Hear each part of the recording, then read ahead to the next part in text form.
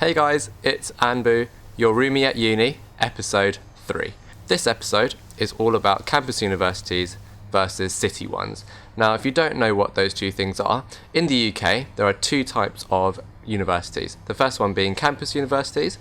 A campus university is where everything is located in one place. So your accommodation, your bank, your gym, your sports facilities, everything will be in one place. And these are usually out of town.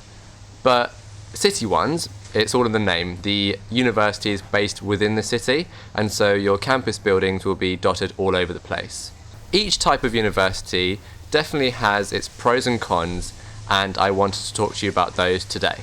A city university, such as those in London, have more of a range and variety to them. There's a greater variety of bars, clubs, restaurants, and just tourist attractions which you can go to. So you basically have more of a variety in your day.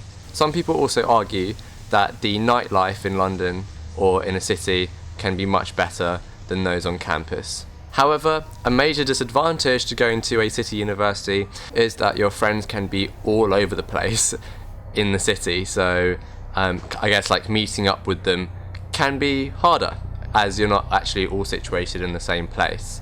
And this links into my third point, which is in a city university, the campus buildings can be quite far from one another. So in London, you might have a campus in Victoria, and then a campus in Knightsbridge, and then a campus in Bloomsbury, and you'd have to take the tube or the bus to get to these places. And so it could be easier to get lost, and you'll definitely need like a map or, you know, just like an app on your phone with the campus buildings on there so that you can like actually navigate your way around the university.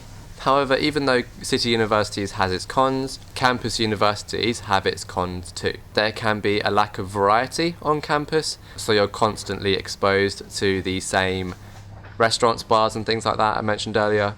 And people say that they feel like they're in a bubble and they're not really exposed to the real world, just because on campus everything you need is in one place, so there's no real need to kind of venture out into the actual city and kind of interact with people and the real world, I guess. And I actually go to a city university, so I'm not actually too sure exactly what it's like in a campus university, but these are things that my friends have told me, and I've gathered all of that for you guys today. I've spoken about this earlier, but on a campus university everything's easy to reach and accessible, and everything's in one place, and it's very easy to get around. It's also a lot safer as well, because most campuses have security in place. A really interesting thing, however, that no one really tells you when you start university is that campuses are only usually for your first year, and so for your second and third year you're gonna have to look for a place of your own, slightly further away from the campus.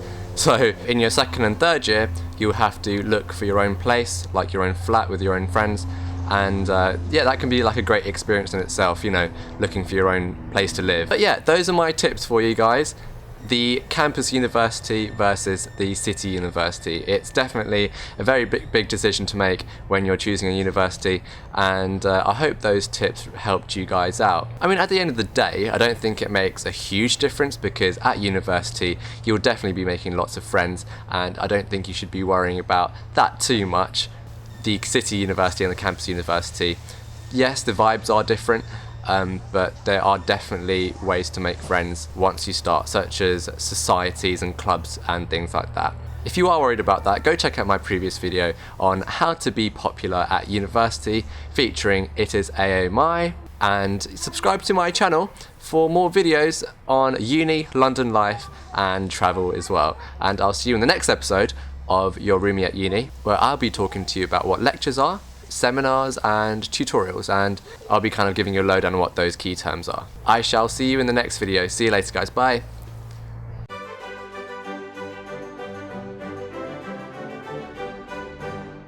Right, so the first thing that you're probably thinking is, what is self-catered accommodation and what is catered accommodation? These are two key terms which you've got to know.